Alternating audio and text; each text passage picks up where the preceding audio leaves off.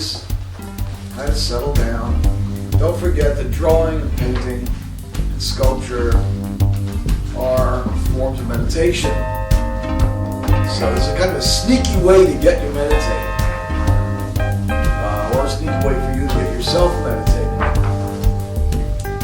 So if you're meditating now, you'll be in good shape. If you're not quite, get there. So what does meditating mean?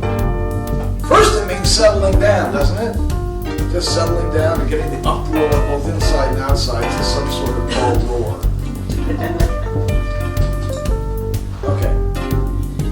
I want to caution you against, as per usual, against putting something directly in the middle of anything, because it cuts it in half when you do that.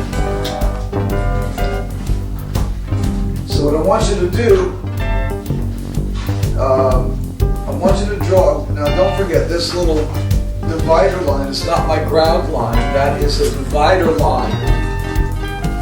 So what I want you to do is just put a little horizon line on this. And then you're going to put some nice, strong, vertical lines in here, flanks.